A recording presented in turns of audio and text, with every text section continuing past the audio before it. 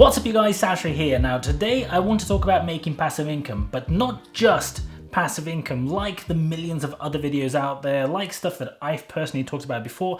I want to talk about how you can go and make passive income without actually putting any money up front. Now, pretty much every single video out there that talks about passive income talks about different ways in which you can earn money that actually require you to have some money up front in the first place. And that is a difficult thing. If you're starting from scratch, if you're just very early on in your journey, you don't really have much option. You can't just go and say, well, I'm going to go and put up £20,000 as a deposit to go and buy a property, and then that property is going to pay me passive income, because you don't have the £20,000, dollars, whatever it is in the first place. So how do you go and make passive income without having money in the first place? The most popular options that everyone tells you should go and do are investing in stocks and shares, buying property, even blogging, that I personally recommend and I hear everybody else talk about. All of these require you to spend money. Maybe with blogging, not quite as much as with buying property, but you have to have some money to invest in the business, even if it's just for hosting and basic setup. Let's cover some other options that don't require you to spend anything. Now, let me just tell you one really obvious but really important truth, and that is there is no such thing as free passive income. You can't go and do something which will give you money without having to give something up front of your own in exchange. And if you don't have money, the only thing that you can go and give in exchange instead is time. And I know, I can already hear you scrolling down to the comments to write something like, "But Sasha, I don't want to exchange my time in exchange for money. The whole point of passive income is that it isn't exchanging time for money." Now, I get what you're saying, but actually that isn't true. Even with passive income, you still have to go and exchange time in order to be able to build the machine that is then going to generate you money. You can't go and not invest money or time and expect to get something for nothing. Now, if you do want to go and earn a ton of money without either having to put up any money up front or your time, you can go and watch a video on YouTube from somebody else who will tell you exactly how to do that. There are tons of people who will teach you how to either set up an Amazon FBA program or some other scam out there. Probably won't actually be free, because although you won't have to put money up front to go and make your millions, you will have to buy their 3,997 course instead. So good luck with that. Go and watch that if that's what you want. If you want to find out how to actually make passive income by investing some time in order to build that passive income stream, let me tell you how you can do it right now. Now, I'm not going to cover a lot of other ways of making money online, like doing stuff on Upwork or any other forms where you directly exchange time for money. And those are also viable. They also don't actually require you to spend any money.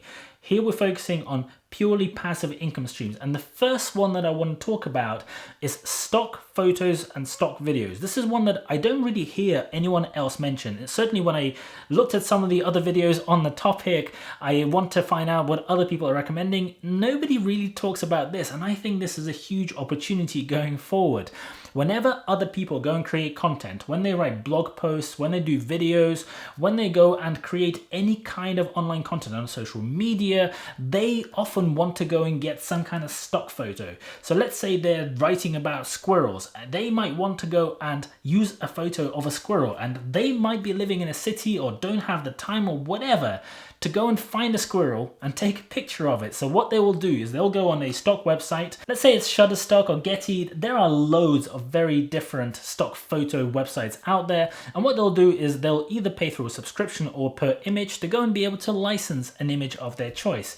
If you happen to own a phone that has a camera, you can go out there and take pictures of things that you think people might want to use in their content. It's as simple as that. Go for a walk, go and take a picture of a stream, go and take a picture of a tree, go and take a picture of a squirrel, go and take a picture of a squirrel on a tree, go and take a picture of a squirrel on a tree in the stream. I mean, probably not going to happen, that one, but anyway, whatever you find interesting, whatever you think is something that somebody would actually search for. If you live in a city that is popular with tourism, go and take a picture of some of the landmarks. Sure, some of the photos that you'll see on these stock websites are going to be very, very dramatic. It's going to be, here is a picture of St. Paul's Cathedral at sunrise or something like that, and they'll use their professional DSLR cameras. But trust me, you can go and take pictures of lesser known spots, ones which the big photographers are not spending their time taking, but might actually be useful to someone. And often people just want a photo that they particularly like because it is the angle from which they want to be posting a photo on their website, or they just want a more realistic one that doesn't look like it was taken by an expert. It doesn't really matter. If you go and take enough photos, if you make enough videos, you can go and submit them to these websites, and they work in very different ways. Some of them are more premium, and what they will do is they'll license your images on a per image basis. It's harder to get into those, and what you'll find is you'll sell far fewer photos, but you'll get a lot more money in exchange for each photo if you do get in. With some of the ones like Shutterstock, you're likely to see a lot more downloads of your photo, and each time one of your photos gets downloaded, you'll get a small amount of money, but that can add up if you put enough content out there. The other way that you can go and make money online without spending absolutely any money up front is by going and creating a course. And this is something that people do talk about. This is something that is quite common, but what I don't hear is people explaining exactly how you can go and do it very, very easily without very, very complicated architecture underneath, and without actually having to spend a huge amount of time understanding the technical element. Now, there's lots of big course provider websites online, and the most popular one at the moment is Teachable, but you can't go and use that without spending money, because what they do is, for people providing the courses, they offer packages which cost a monthly fee in order for you to be able to provide a course that people will then buy, and that fee basically covers the cost of the platform. What you can do is you can go and set up a course on Udemy. Now, Udemy is a different platform, and there's other ones that you can go and do your own research. It's probably the second biggest after Teachable. Maybe it isn't, I don't know. It is a very big platform. Go and do your own research. But what they do is they will market your course for you, and if they sell your course through their internal marketing, through their website, then you have to share the amount of money that you generate from the course 50-50 with Udemy. If you go and sell it yourself, let's say you go and advertise it on social media, or you send people emails, or you send a link in any other way and people buy it through that link, then you get to keep almost 100% off the course fee minus just some basic admin costs. So it's a pretty good program. It allows you to get started right away. It allows you to go and create the content and sell it online. And down the line, if you do make enough money, you can go and sell a more advanced version of this course, a more in-depth version of this course on Teachable or anywhere else, maybe on your own website in the future. But you can go and get started without it costing you absolutely anything. Some courses are purely written. You can go and write stuff down. Some other courses, you do have to provide video, but you can go and film the video on your iPhone. Your iPhone, your Samsung, your whatever it is that you have in your pocket has a better camera in it than 5 years ago people paid thousands of dollars for. So go and just use that amazing piece of machinery in your pocket, and you can go and create a course. What should you teach people? I don't know, whatever you feel like you have enough knowledge that some people would value it. It doesn't have to be expensive. If you have an extremely in-depth amount of knowledge about something that people really value, maybe you can charge several $100s or pounds for it.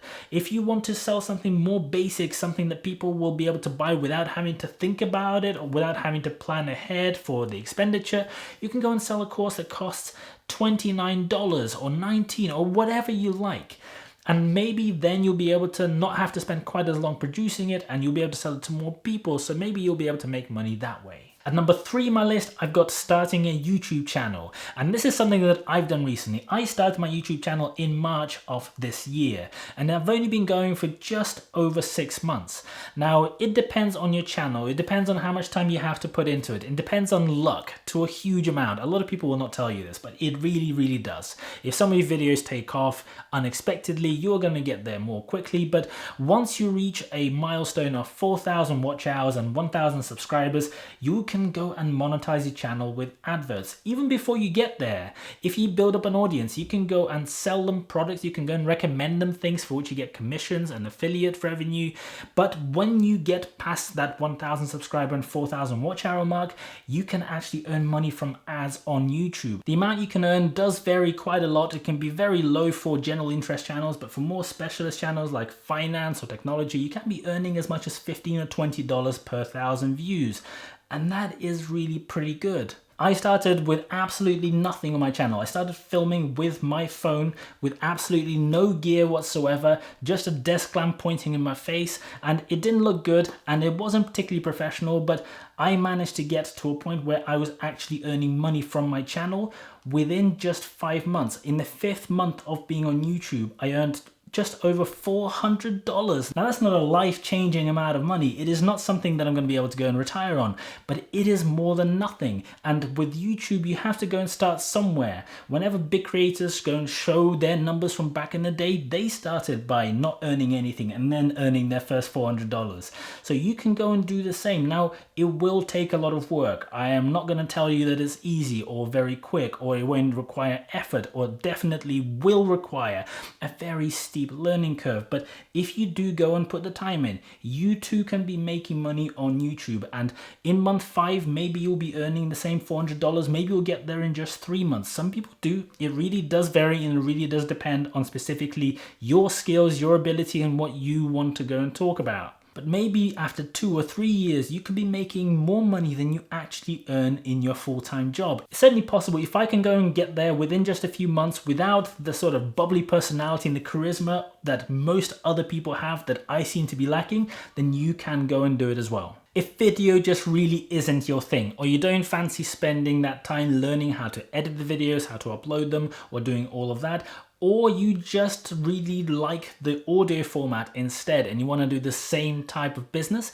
you can go and start a podcast. Now, podcast isn't as easy to monetize as YouTube. Once you grow your podcast, it doesn't just automatically start paying you advertising money. You'll have to be a bit more creative. You'll have to find products that you can go and advertise. You'll have to go and find sponsorship deals or other interesting ways like selling courses or something else. And it definitely will take time, but podcasts are an amazing way to build a super loyal audience. People love listening to podcasts when they're going running, when they're driving, when they're on the train, in all of these different places where you're not really wanting or able to go and sit there and watch a video.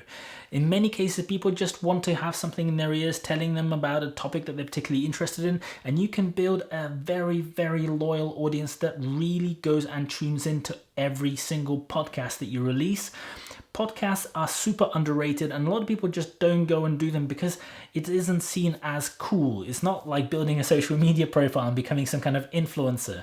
And it is still a hugely underserved market, but there's massive movements in the space. Companies like Apple and Spotify are beginning to think about how they can go and dominate the podcast sphere, the podcast field, by creating a YouTube-like platform. And they're investing a lot of money and time into building those things up because they see podcasts as a very viable medium in the future of people providing information and other people consuming that information. So if that sounds like something that you want to get into, go ahead and just give it a go. Now, if you're the type of person who loves social media, who knows everything there is to know about how to go and reach large numbers of people on social media, you can go and become an influencer if you so wish. And that is actually still a very viable business model. But a lot of people think about this in the very, very wrong way. If you want to go and build this sort of social media influencer profile, what you'll need to do is pick a niche and go and be extremely smart about talking about that niche and things to do with that niche non-stop all the time. Sure, some people go and become very famous on whatever social media platform just by talking about anything, whatever comes into their head, and they do go and build a following. But that is very difficult to do, and that is often based on a huge amount of personality and a huge amount of luck. A lot of people go and try doing that, but it's just next to impossible to actually get anywhere with it. If you go and pick a niche and you go and begin providing information like commentary on latest news within the niche that you're talking about, like valuable snippets of information about that niche, or little nuggets of just useful tips for whatever it is that you want to go and talk to people about, then you can also go and use the same monetization methods as with the other ways of making money passively that I described earlier. Things like affiliate income, things like sponsorships, and other ways of making money like selling courses or even merchandise if you want to go down that route. There's a lot of different options available. Now, if those don't sound good enough, you can go and do something else. There's lots of other options of building passive income online that don't cost very much money. They do cost some, but they don't cost very much. Things like building a passive income website, whether that's a content marketing business, some kind of affiliate marketing business, a mix of the two. There's lots of other options. I'm not going to talk about them in this video, but you can go and find these other options by checking one of my other videos that I'm going to reference in the link in the description below. Go and check it out if you're interested. I hope you found this information useful. If you have, please go and subscribe to this channel. I talk about personal finance, I talk about making money online, and I talk about making more of the money that you do have. I put out videos 3 times a week at the moment. Go and make sure you hit that bell next to the subscribe button so you can get notifications every single time I release one of my videos. If you like this video, please go and hit the like button. I'd really appreciate it, and that would mean that this video can reach more people more quickly. Thank you so much for watching, and I'll see you guys later.